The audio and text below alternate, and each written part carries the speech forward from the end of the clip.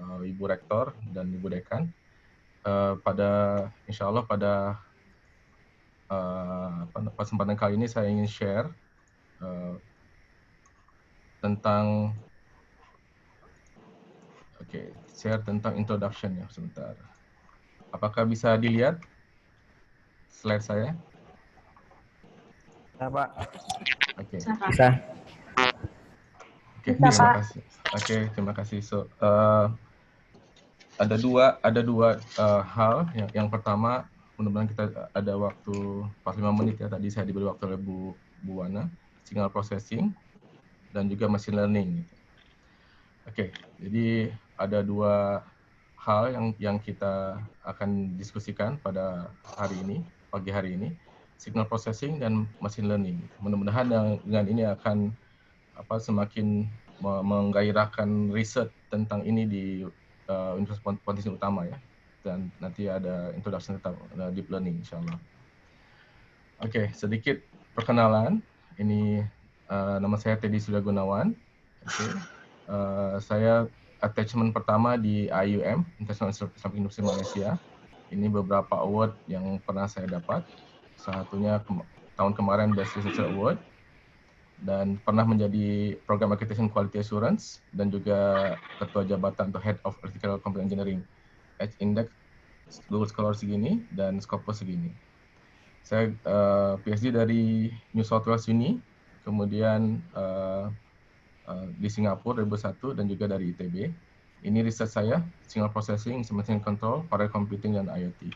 Kalau di posisi utama, kalau di Sinta,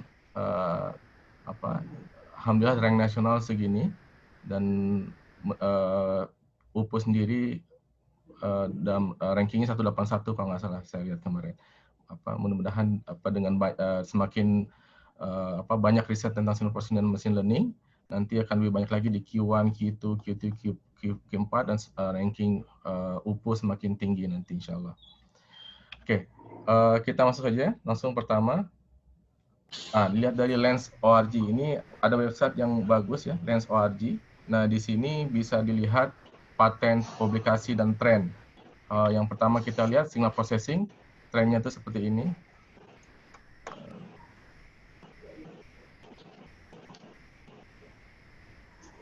Oke, trennya seperti ini. Kemudian ini machine learning ya, trennya dari 2000 ke atas gitu. Ke atas, dan ini masih setengah tahun udah 30.000 artikel, dan nanti akhir tahun akan segini lagi, artinya eksponensial kita lihat. Oke, ini research yang akan terus berkembang. Dan kalau signal processing ini kenapa ada penurunan di sini? Ini karena beberapa fungsinya sudah substitusi oleh deep learning. Beberapa fungsi signal processing sudah disubstitusi oleh deep learning. Makanya di sini semakin tinggi gitu. Oke, kita lihat fundamentalnya dulu ya. Fundamentalnya signal processing. Ini saya nggak bisa menghapus. Kalau hostnya bisa diindikan nggak ya di apa? Kalau nggak saya keluar terus message-nya. Oke, nggak apa. Oke, so dimulai dari analog input, kemudian ada analog to digital conversion. Nah, di sini yang intinya ya, signal processing. Di signal processingnya di sini gitu, DSP, digital signal processing. Kemudian ada DAC, ada resonance filter. Nah, ini biasanya low pass filter, di sini juga low pass filter. Ini hasilnya kayak gini, tapi setelah passing ke sini maka akan menjadi seperti ini gitu ya. Akan menjadi continuous lagi. Oke, apa saja yang bisa kita lihat di signal processing ini? Pertama mungkin bisa lihat ke audio. Di audio ada beberapa, saya akan highlight mungkin audio coding. Secara detail bagaimana kita bisa lihat MP3, MP3. Kemudian ada audio broadcasting, active noise control, synthesis, audio effect, dan seterusnya. Speech juga sama, speech processing ada banyak, speech coding, compressions, digunakan juga di mobile phone dan sebagainya. Speed enhancement kayak gini ya, kalau ada banyak noise nanti dihapus sendiri gitu. Kalau kita pakai misalnya ini mikrofon dengan active noise control, ini cuma suara saya aja yang bisa masuk. Kemudian ada speech recognition, speaker verification, dan seterusnya. Dan ini tidak terbatas, ini one dimensional ya, one dimensional. Ada two dimensional image, ada image recognition, acquisition, restoration, morphology, dan seterusnya, synthesis. Oke, kalau game misalnya pakai ini, enhancement, image coding. Dan juga ada 1D juga, ini biomedic, ada ECG, EEG, dan seterusnya gitu ya. Tapi ini tidak terbatas di yang video ini mirip seperti ini, seperti image ya. Kalau video itu kayak kumpulan dari image kayak seperti ini ya. Nah, kalau tidak terbatas hanya untuk yang bisa kita lihat yang atau kita dengar, lihat atau dengar, atau kita rasakan seperti ini. Bisa juga ini seismik, gempa. Kita bisa mendeteksi gempa. Ini orang-orang perminyakan, dia mainnya di sini seismik gitu.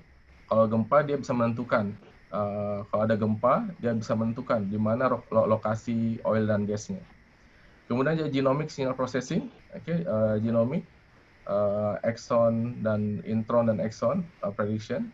Kemudian juga bisa financial, dari financial misalnya harga rupiah seperti apa bisa diprediksi gitu. Oke, seterusnya, konsep yang pertama adalah filter. Filter. Pada intinya terbagi dua, low pass filter dan high pass filter. High pass filter ini seperti ini aja ya. Low pass filter ini artinya dia melalukan atau kayak sepertinya dia boleh lewat yang low frequency saja. Kalau high pass filter high frequency saja. Nanti ada kombinasinya, ada band pass, ada band stop dan seterusnya. Tapi ini fundamental ya. Low pass filter ini bisa diinginkan juga averaging, integration, atau kalau ada integral gitu ya, atau summation. Kalau ada integral atau apa, nah ini efeknya itu low pass filtering. Kalau high pass filter ini differentiation atau difference ya, delta X. Nah ini dia akan highlight. Misalnya kalau kita lihat seperti ini ada sudden change ya. Ada sudden change dari sini ke sini. Dari sini ke sini ada sudden change. Nah kalau low pass filter dia nggak mau seperti ini, dia akan tutup lagi seperti ini. Gitu ya. Kita lanjut.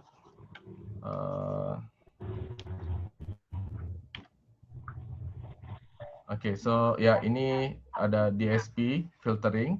Nah, misalnya noisy signal, kalau kita lihat sini, noise biasanya high frequency. Kita lihat ini sudden change. Dan ini kalau dipas ke low pass filter, ini hasilnya seperti ini, clean. Ini clean signal. Kemudian dari ini pakai pakai Z transform. Dan ini filter transfer function-nya. Kita pakai Z transform ini artinya memory, Z-1 sampai Z-M, dan ini juga filter order. Semakin panjang semakin bagus. Misalnya seperti ini ya. Untuk membuat filter kayak gini itu ordernya lebih tinggi, sangat tinggi gitu. Tapi kalau begini agak landai, nah ordernya cukup rendah. Dan ini juga time domain signal, kita bisa lihat ini time domain display biasanya, dan juga ini untuk analisis signal biasanya kita menggunakan time frequency. Kita lihat time-nya, time domain signalnya seperti ini, dan kadang lebih jelas kalau kita transform ke frekuensi. Ini frekuensi domain, kita melihat ini 1000, ini 3000 gitu ya. Oke, sebentar saya ke sini.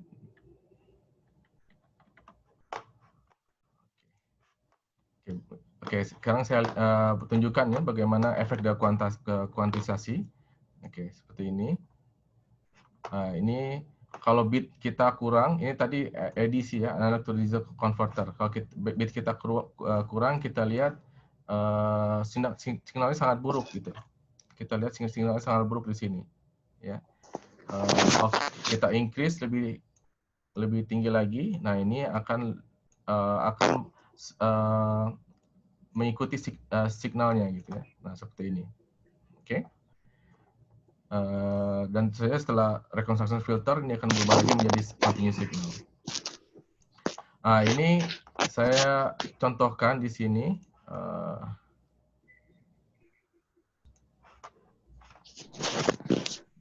Nah ini misalnya sinusoid ya, ada dua sinusoid.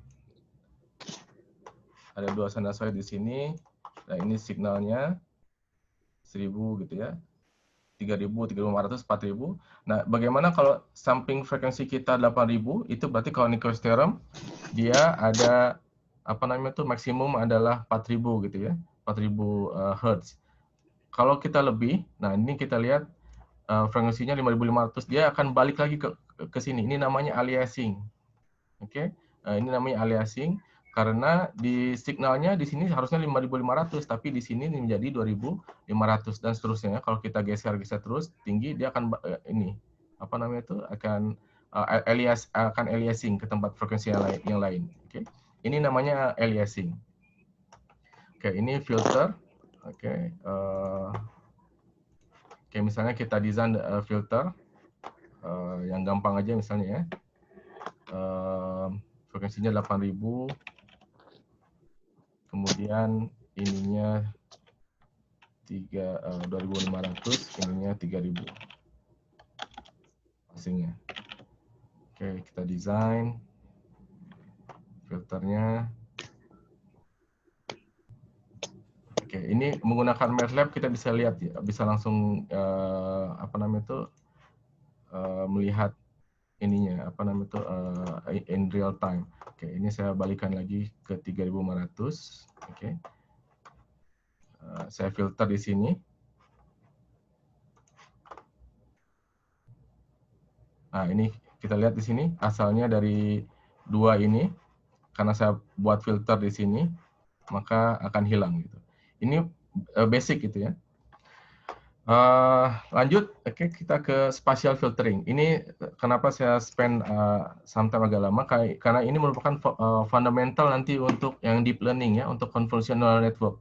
Oke, misalnya saya ada image seperti ini, dan ini saya ada dua mask. Oke, ini kalau remember kalau averaging adalah low pass filter. Kalau difference ini adalah high pass filter. Efeknya seperti apa? Kalau kita lihat efeknya dulu ya. Ini kita lihat efeknya dulu. Oke, ini image. Oh, ini di sini, sorry. Saya jalankan dulu. Oke, ini averaging. Oke. Ini dengan filter yang sama. Nah, ini low pass filter. Nah, ini high pass filter. Kalau high pass dia akan melihat perbedaan gitu. Kalau ada perbedaan, kalau kita lihat di sini perbedaannya sangat tinggi antara objek dengan background, nah dia akan highlight. Ini jadi edge. Oke. Tapi fundamentalnya seperti ini ya.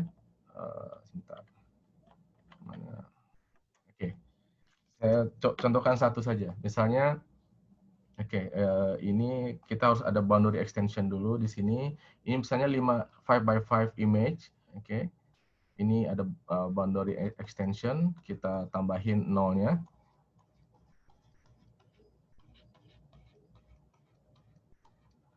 Oke, so misalnya kita averaging taruh di sini gitu ya. Nah, ini tinggal taruh aja di sini. Saya pakai yang hijau ini, 1.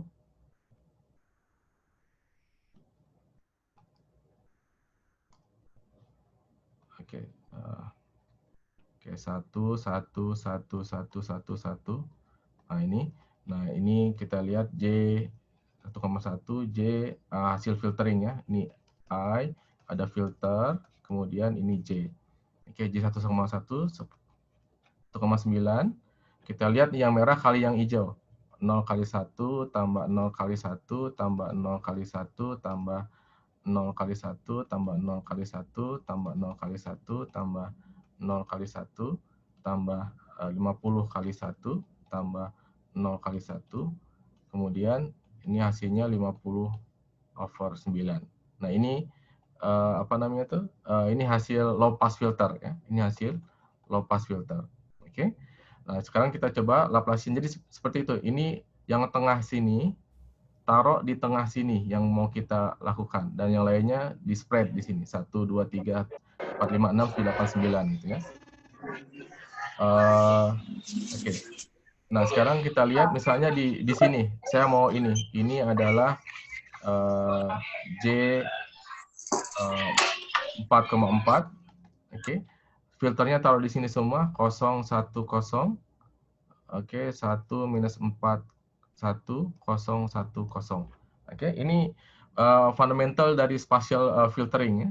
Jadi kita kalikan 0 kali 100 kali 0 tambah 50 kali 1 tambah 0 kali 0 tambah 100 kali 1 tambah 50 kali minus 4 tambah 0 kali 1 tambah 100 kali 0 tambah 0 kali 1 tambah 0 kali 0. Oke, kita lihat hasilnya 50 tambah 100 tambah 100 minus 200. Ya, so minus 50. Oke. Ini fundamental bagaimana kita mencari apa namanya itu, dari setiap posisi diulang dari sini sampai sini gitu ya. Diulang sampai sini, kemudian ke sini terus sampai terakhir. Oke.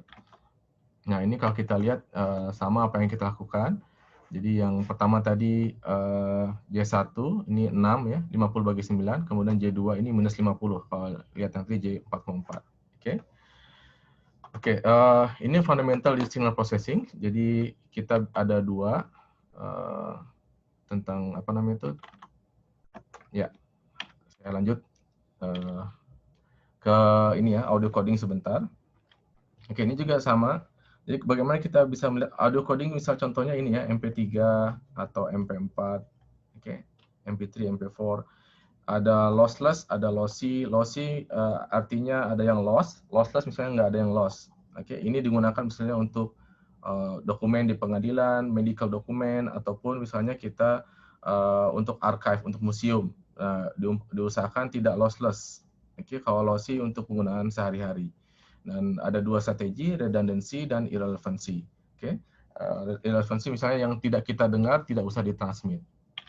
Dan ini kita menggunakan namanya human auditory system. Kalau kita lihat ini seperti filtering. Jadi telinga kita ini berfungsi sebagai filters gitu ya. Kombinasi dari beberapa band pass filter. Oke, kombinasi dari beberapa band pass filter. Ini kalau diumpamakan ini sebetulnya seperti ini telinga kita ya. Mendengarnya seperti ini. Ini yang fundamental sekali adalah threshold of hearing. Oke, dengan menggunakan ini saja kita bisa save atau mereduksi bit ataupun signal yang perlu kita kirimkan. Misalnya kalau saya punya sinusoid dengan amplitude-nya adalah 20 dB, ini nggak perlu dikirim karena nggak terdengar. Oke, yang terdengar tuh kalau di atas threshold of hearing ini. Oke, dan satu lagi ada konsep yang namanya simultaneous masking. Simultaneous masking itu misalnya kalau kita ngomong, kemudian ada truk lewat gitu. Kalau truknya sangat bising, kita nggak bisa dengar suara kita. Atau caranya dua, kita harus meninggikan suara kita atau tunggu sampai truknya lewat. Nah, itu simultaneous bersamaan gitu ya. Nah, dari simultaneous masking ini ternyata dia merubah threshold of hearing. Kalau di sini yang tadinya tanpa ada signal itu bisa terdengar, itu jadi tidak terdengar. Nah, ini salah satu save lagi gitu ya, save-an lagi. Nah, ini setelah mulai eksperimen ternyata bentuknya seperti triangular, sebagai segitiga. Oke, ini analisis spektrum dari audio, dan ini apa namanya itu psychoacoustic encoder, maksudnya dari perceptual model ini kita pilah-pilah yang kita kasih. Tadi kan sudah ada ini ya, sebentar. Tadi sudah ada apa namanya itu saya tunjukkan kalau bitnya kecil itu errornya sangat besar. Oke, kalau bitnya kecil errornya besar. Oke, makanya SNR-nya kecil. Tapi kalau ininya besar, ini SNR-nya sangat tinggi gitu. Ini kualitasnya sangat bagus. dia tidak bisa membedakan antara yang disampling dengan yang originalnya gitu. Oke. Nah ini quantization dan coding ini dia berdasarkan perceptual coding tadi, yang tidak terdengar nggak usah dikirim gitu, atau kasih bit sedikit aja. Jadi yang tidak terdengar tadi dikasih bit sedikit aja, tidak usah bitnya terlalu besar. Dengan memilah-milah seperti itu, kita lihat detail of ini detailsnya ya. Ini masih belum yang advanced audio coder ya. Ini yang state of the art. Ini masih yang apa namanya itu yang simpelnya MPEG-1, masih MPEG-1 ya, tahun 90-92. Nah, ini filter bank, kemudian ini ada psychoacoustic. Psychoacoustic itu tadi yang human auditory system, yang listening, apa namanya itu, yang threshold of hearing. Dan ini yang dari outputnya dia akan memilah-milah mana bit, mana spektrum yang bitnya dikasih banyak, mana spektrum yang bitnya dikasih sedikit aja. Oke, dari situ misalnya kebalik ini. Ya, misalnya ada signal seperti ini di low pass, kemudian ada apa namanya itu? Samplingnya 48 kHz, ada apa sinusoid di 11.250 kHz. Nah, ini originalnya seperti ini. Ini yang coded setelah MP3. Nggak sama kan, kelihatannya nggak sama gitu. Tapi tadi dengan menggunakan human auditory system, simultaneous masking, kita lihat tadi ini seperti ini ya, seperti triangular. Menggunakan simultaneous masking, ternyata kita dengarnya sama gitu. Nah, kalau kita ini nggak sama gitu, original sama codednya itu nggak sama. Tapi pas kita listen, pas kita dengar, itu ternyata sama gitu. Oke, kita lanjut ya. Jadi ini basic dan fundamental dari audio coding. Bitnya yang kecil-kecil ini artinya nggak important, SMR-nya nggak important. Ini kasih bitnya kecil aja. Sedangkan yang ini important, atau yang ini nih. Yang ini nih important nih, kalau dikasih bit kecil nanti errornya sangat besar. Nah, ini dikasih bitnya agak besar. Sama juga daerah sini gitu ya. Sedangkan yang ini di mask dan bisa dikasih bitnya kecil aja. Nah, dengan ini bisa kita bayangkan dari 100 MB wave file itu menjadi 10 MB MP3. Kompresinya sangat tinggi gitu. Kompresi sangat tinggi, dan sekarang kalau pakai AAC lebih besar lagi gitu ya. Ini pakai Advanced Audio Encoder atau MP4. Nah, ini lebih kecil lagi. Nah, setelah ini nggak bisa dikecilin lagi karena sudah maksimum ya, nggak bisa dikecilin lagi. Oke, mungkin nanti kalau perlu kita lanjutkan. Oke, tadi filter design saya sudah tunjukkan. Pada intinya seperti ini, ada passband ripple, kita lihat ya, ada low pass filter, transition field-nya tadi, f-stop and f-pass and f-stop. Kalau yang ini tinggal dibalik aja nanti ya. Kalau yang high pass filter dibalik aja. Dan filter design-nya ada macam-macam, ada FIR, finite impulse response, infinite impulse response. Kemudian juga ini specification-nya ada macam-macam, ada order-nya berapa. Kalau kita, seperti saya bilang tadi, kalau kita sharp transition kayak gini, ini ordernya perlu besar. Artinya delay-nya sangat besar. Delay itu kita bisa kayak gini, kalau saya bilang hello, terdengarnya 1 detik kemudian hello gitu. Nah, ini tentu akan mengganggu. Jadi ada trade off ya, trade off antara filter order dengan delay dengan spesifikasi yang kita mau gitu. Nah, tadi ini sudah saya contohkan apa namanya itu averaging. Oke, ini filternya averaging. So ini masknya diputar dari sini sampai ke sini. Nah, hasilnya seperti ini. Ini nggak begitu kelihatannya, tapi ini blur. Ini efeknya memang smoothing. Oke, efeknya memang smoothing. Oke. Dan kalau high pass filter, ini seperti Laplacian. Ini efeknya dia akan meng-highlight yang sudden change. Kalau kita lihat ini sudden change-nya di sebelah mana? Ini. Sini ke sini, ini sudden change. Dari sini ke sini, ini sudden change. Nah, di ini ya, di perbatasannya gitu, di boundary-nya. Nah, ini salah satu fundamental untuk object detection. Kita bisa lihat bisa objek ya. Apa namanya itu, bisa deteksi objek. Oke. Oke, sekarang apa saja sih tools yang ada di signal processing? Ada banyak ya toolsnya. Yang fundamental adalah ini. Selalu kayak gini ya. Discrete Fourier transform dan spektrumnya. Karena dari sini ada berbagai macam informasi misalnya, dan lebih kelihatan ketimbang kita lihat gini. Nah ini kalau di spektrum cuma satu aja gitu kelihatannya gitu. Atau kalau ada double gitu ya, nah ini yang bisa kelihatan apa namanya itu spektrumnya. Dan ini gampang kita desain filternya kayak gini. Nah ini nanti kehapus gitu. Ini discrete Fourier, ini fundamental ya. Ditemukannya juga sudah lama ya, sekitar abad ke-18-an. Kemudian Z transform, ini sama kayak Laplace transform. Oke, ada real, ada imaginer, ada unit circle, dan filter design yang tadi yang saya lihatkan. Apa yang saya perlihatkan gitu ya. Pass band, stop band, kemudian transition band, dan seterusnya. Kemudian ada multi-rate DSP, ada subband dan wavelet coding. Ini yang wavelet ini itu dipakai lagi tadi yang fundamental. Jadi wavelet ini seperti ini. Dipakai low pass filter, high pass filter, downsample by 2. Nah, ini tadi low pass itu apa? Blur ya. Ini approximation. Oke, ini detailsnya. Ini di encoder, decodernya dibalik. Low pass juga yang sama, ini high pass juga sama. Di upsample dulu ya, upsample dulu biar sama, kemudian baru ditambahin. Ini jadi X head end. Oke, tapi prinsipnya sama. Prinsipnya adalah low pass, high pass. Kalau wavelet ada compaction, ada dilation, ada apa? Dan kalau Fourier dia pakai analisisnya dia pakai apa? Pakai sinusoid. Ini wavelet ini macam-macam ya, bisa pakai seperti ini gitu, Haar wavelet dan Gaussian wavelet dan seterusnya. Oke, ini masih juga 1990, oke, multi resolutions. Kemudian ada adaptive filters untuk enhancement, ada Wiener filter, steepest descent dan seterusnya.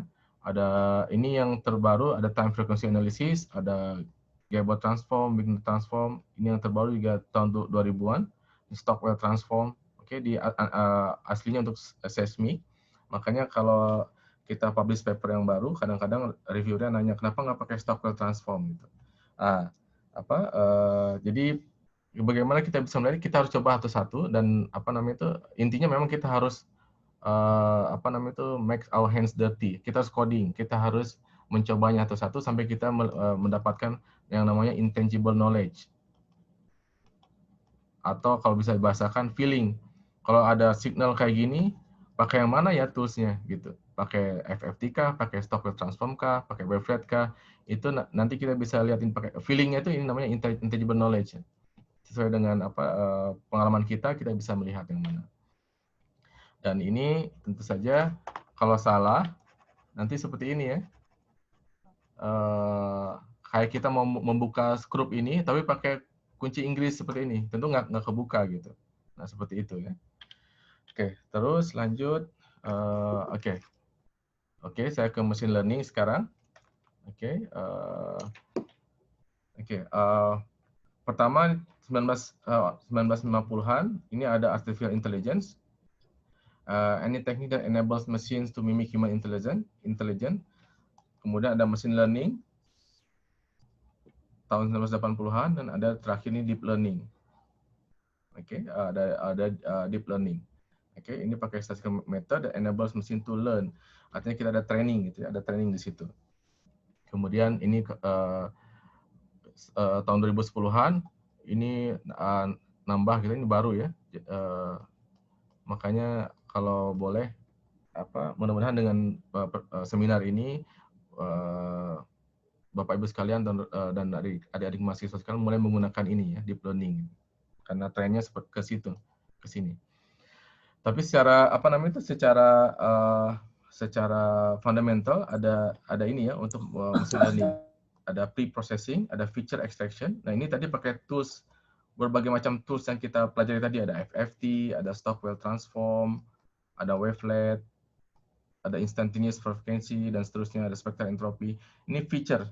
Feature ini adalah unique karakteristik. Bagaimana kalau nggak unik? Kalau nggak unik nanti ada namanya itu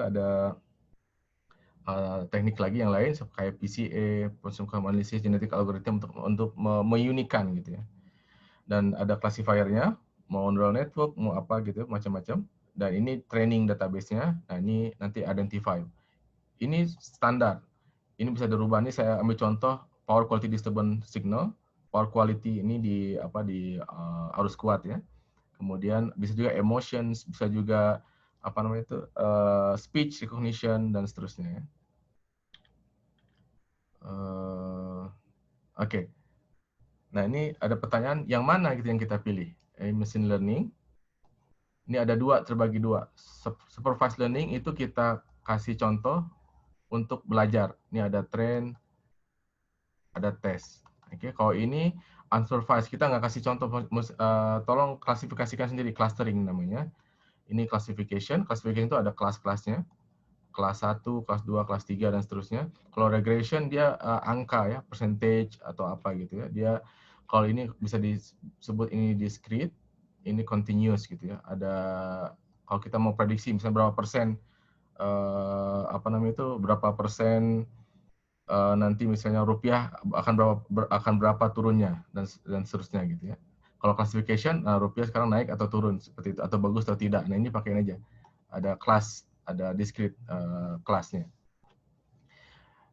Ini teknik juga banyak. Kalau mesin supervised learning ada ini, unsupervised ada ini, ada K-means, hierarchical, Gaussian mixture, hidden Markov model, dan seterusnya ya. Ada neural network. Ini semuanya bisa pakai neural network ya. Dan ini. Nah, seperti tools tadi, bagaimana kita bisa memilah? Yang pertama kita coba dulu satu-satu dan kita bisa melihat mana yang lebih bagus gitu. Oke. Dan prosesnya tentu saja ada ini train dan test atau predict ya. Ada train, ini kita pakai train the model, ini ada pakai iterasi sampai modelnya bagus, kemudian baru kita testing dengan new data gitu. Dengan new data biasanya kalau kita ada data ini kita bagi ini 80% untuk train, 80% untuk testing. Oke, jangan dites pakai train lagi. Tentu saja bagus karena apa? Karena ini mesinnya sudah pernah melihat gitu. Nah, ini mesinnya belum pernah melihat tesnya gitu. Oke, saya coba introduction-nya sebentar. Oke, di sini. Oke, ini introduction ke machine learning-nya. Oke, misalnya saya ada data 400 data gitu ya. Saya bagi ini ada 80%, 20%. Nah, ini ada dua. Oh, tadi belum dilihat ya. Bentar. Oke, ya, saya terusin dulu ke sini. Nah, ini untuk classifier selection juga sama ya. Ada speed-nya, ada training speed-nya, trainingnya lama atau enggak, memory usage-nya, ini tergantung nanti ya, apakah kita mau implementasinya di Raspberry Pi atau komputer atau cloud computing, nah ini kita bisa lihat. Kalau kita mau selalu ada, pokoknya gampangnya selalu ada akurasi versus training time. Oke, kita mau fokus kemana? Mau ke akurasi atau training time? Biasanya nggak bisa dapat dua-duanya gitu. Biasanya nggak bisa dapat dua-duanya, kecuali kita memang punya algoritma yang sangat bagus. Ya. Kita lihat akurasinya dulu. Kalau kita fokus ke akurasi, maka terus akurasi. Kalau training time, ya tadi yang cepat. Misalnya ini ya, cepat ini. Yang ini cepatnya, naik base dan seterusnya. Dan ini bisa menjadi panduan bagi kita. Mau pakai yang mana gitu. Mau pakai yang mana untuk classifier selection. Tadi ya, classifier selection itu tadi pre-processing, feature extraction. Nah, ini classification, ini database-nya di sini. Oke, yang sebelumnya, yang ini ya. Pre-processing, feature extraction, classifier-nya itu yang mana gitu. Oke, terus sebelum bentar ke AlexNet. Oke, mungkin saya terus dulu ke AlexNet. Oke, ini foundation ke deep learning. Oke, AlexNet ini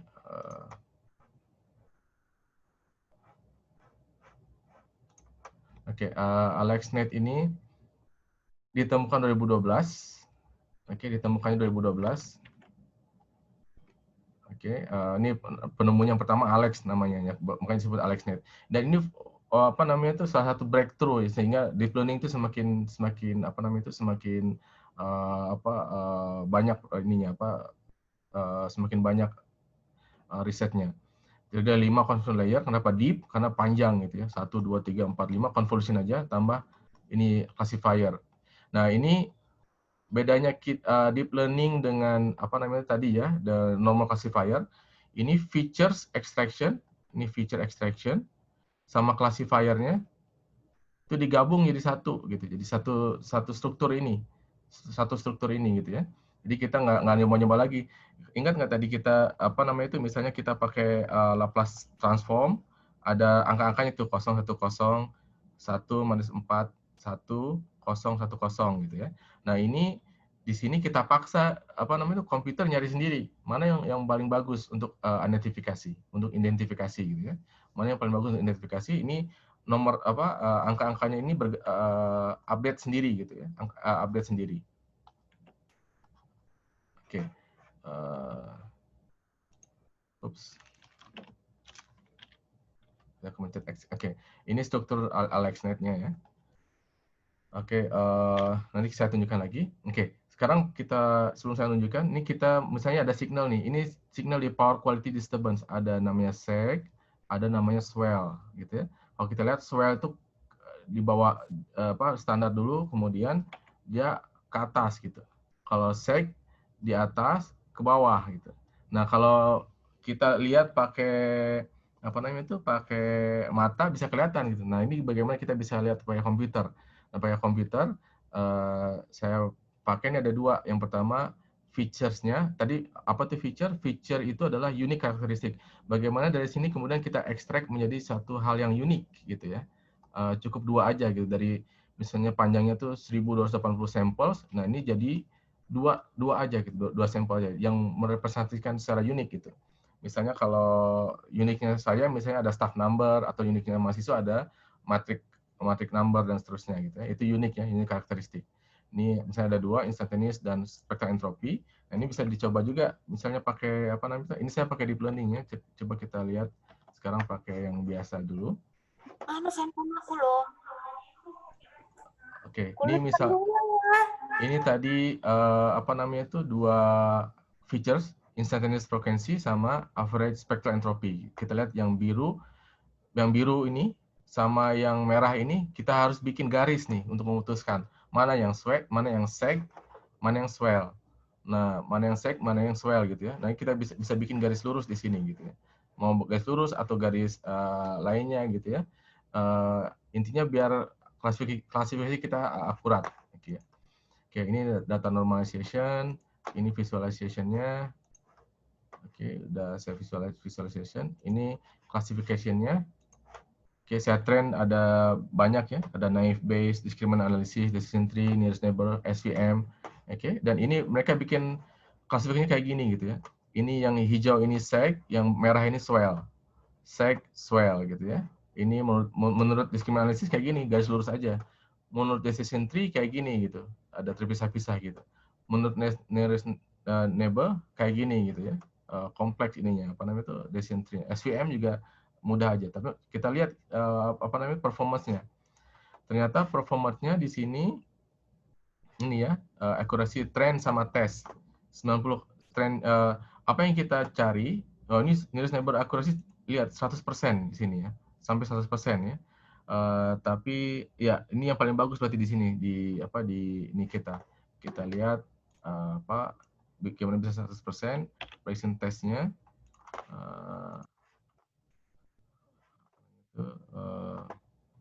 oh di sini belum oke, di sini kita lihat mana yang paling besar trainingnya ini ya. Trainingnya kalau training ini nearest neighbor accuracy. Tapi kalau pas testing, artinya yang data baru yang belum pernah dilihat, itu yang paling tinggi adalah ada tiga di sini. Naive Bayes, kemudian SVM, kemudian juga discriminant analysis. Artinya kita harus melihat juga pas testing itu mana yang lebih bagus. Walaupun misalnya pas training dia paling tinggi gitu, nearest neighborhood accuracy. Tapi pas testing kita pilih yang lebih tinggi gitu ya. Misalnya saya coba ini yang SVM, Nah ini, oke kita lihat. Nah ini, oke testingnya ada misklasifikasinya di sini. Ini bisa kita lihat apa namanya itu coba ininya. Saya nggak pakai apa namanya itu nggak, kita bisa tes kita pakai MATLAB ini, kita enaknya tuh nggak usah mikirin dulu, kita bisa mikir kayak black box aja gitu ya, nggak usah mikir dulu detailsnya, nanti setelah ada yang bagus baru kita lihat black boxnya.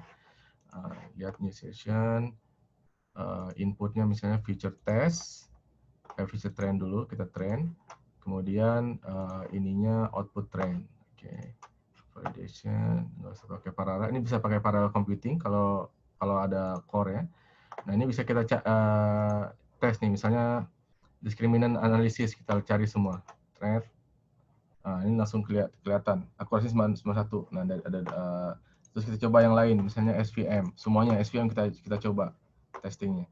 Oke, trend ini lihat sini 91, akurasinya ini 90, paling tinggi 91 ya, di sini 0,9. SVM yang lain ini cubic SVM, ini quadratic SVM, ini agak lama trainingnya. Nah ini bisa kita lihat nanti. Nah ini kita lihat, oh yang paling bagus ternyata ini Gaussian SVM. Apa itu saya sendiri nggak tahu, harus lihat lagi gitu. Tapi dari sini minimal memudahkan bagi kita untuk selecting mana yang apa namanya itu classifier yang bagus ya. Lihat ini trees-nya belum ya, kita lihat apa decision tree, masih lebih bagus SVM di sini kalau di sini. Oke. Nah, sekarang kita lihat introduction to deep learning. Tadi kita sudah ini neural net. Ini saya pakai kameranya, saya tunjukkan secara ini ya, secara apa namanya itu online. Mudah-mudahan masih ada waktu, sebentar aja. Kita tes. Ini di kamar saya ya. Oke. Ini lihat di atasnya nih, create apa bookcase. Ini coffee mug ya. Coffee mug saya sudah coffee mug ini ada karena noise gitu ya, jadi nggak dia kadang misklasifikasi. Ini juga dibilangnya loud speaker television. Ini padahal digital clock. Ini kadang bisa nih kalau apa namanya itu kalau pas. Nah ini kita lihat digital clock ya. Nah digital clock dan seterusnya ya. Jadi bisa dipakai apa namanya itu untuk klasifikasi. Makanya gampang aja rekan-rekan sekalian untuk ini. Jadi netnya ini AlexNet, kemudian kita gunakan ambil gambar di pre-processing sesuai dengan AlexNet untuk 7, kemudian classify, dan kemudian ininya diinikan hasilnya klasifikasi ini dari tadi itu AlexNet. Kalau kita lihat berapa AlexNet itu ada 22.000 classes di sini ya. Ada 22.000 classes yang dideteksi dari 15 juta image gambar. Artinya dia kelas itu maksudnya kayak gini, apa tadi ya, ada mouse, ada coffee mug, ada curtain, pokoknya 22.000 classes gitu ya. Ini database ini, ImageNet. Dan ini bisa recognize apa namanya itu objek gitu ya. Oke, lanjut. Oke, saya clear. Nah, kita lihat sekarang apa namanya itu ini.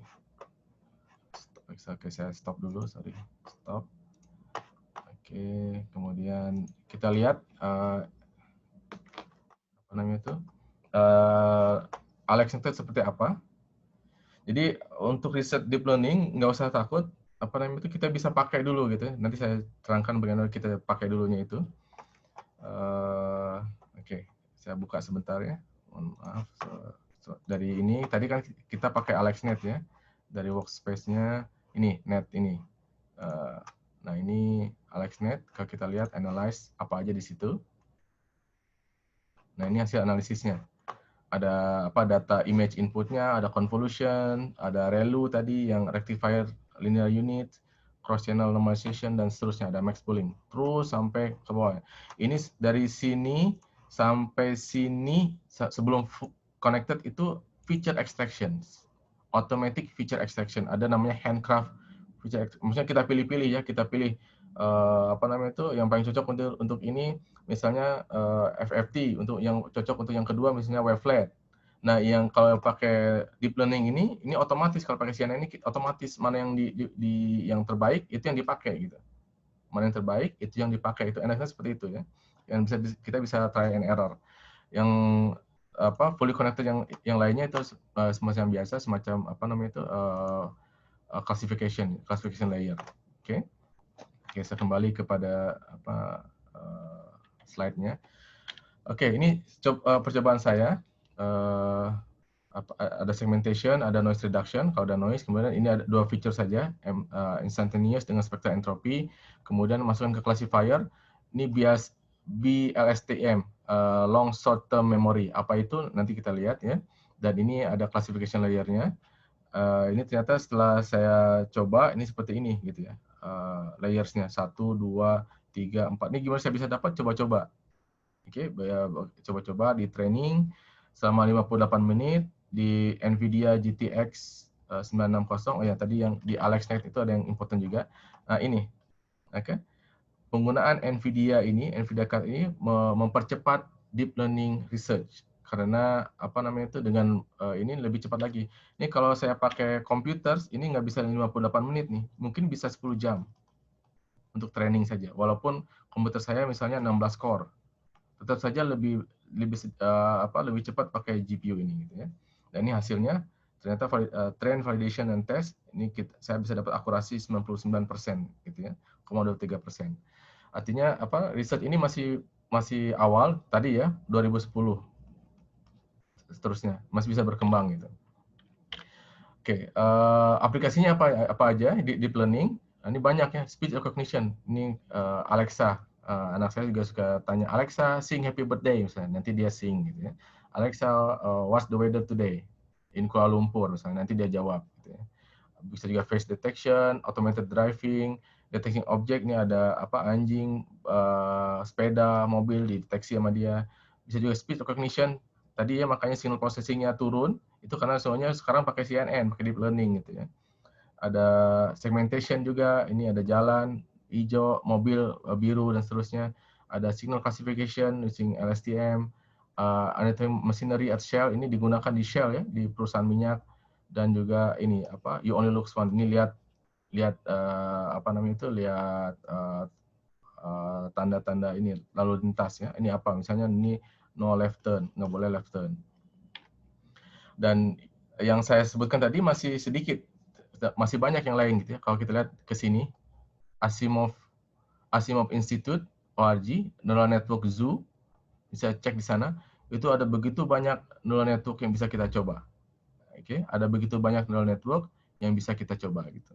Nah, ini tadi seperti apa gitu. Nah, apa ini tadi ya intangible knowledge tadi masih feeling. Nah, coba-coba nanti bisa yang terbagus seperti apa. Tapi foundation-nya seperti ini.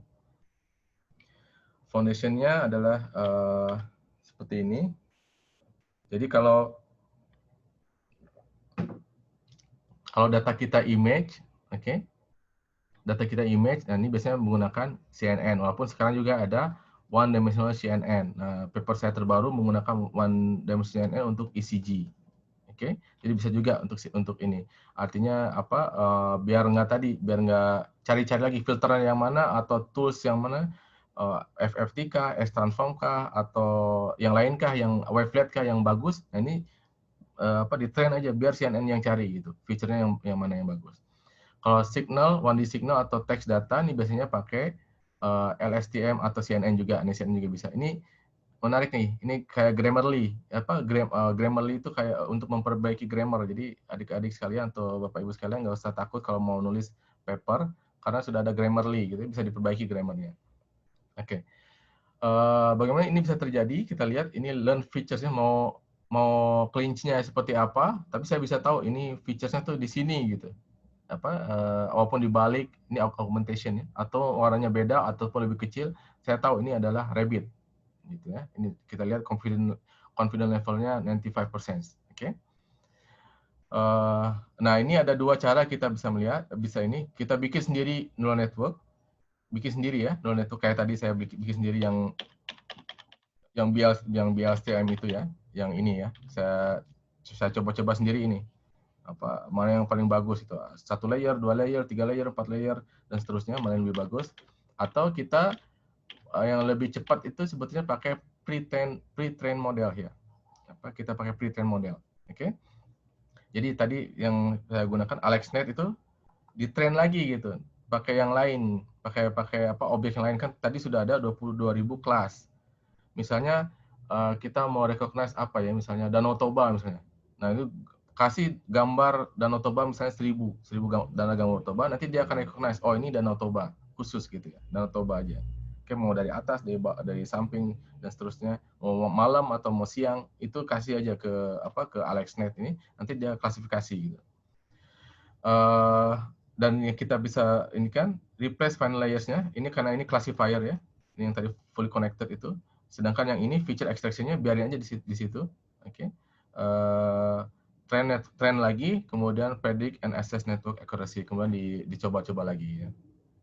Ini tadi ya. Strukturnya kalau kita nggak paham, coba load aja kayak tadi banyak ya. Ini kalau kita bisa melihat ini new, nah ini lihat SqueezeNet, GoogleNet, ResNet, Darknet, banyak kita bisa coba gitu. Misalnya ini kita coba ini saya belum install kita coba ini semua gitu. Kita coba satu-satu. Oke, sebentar. Oke, hampir selesai, sorry. Oke, sudah selesai. Oke, terima kasih. Mohon maaf atas segala kekurangan. Saya kembalikan kepada moderator. Assalamualaikum warahmatullahi wabarakatuh.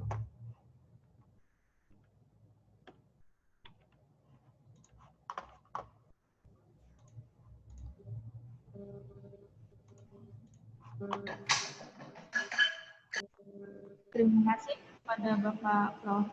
Edi Surya Gunawan yang sudah menyampaikan materinya. Ya, cukup banyak ya Pak tentang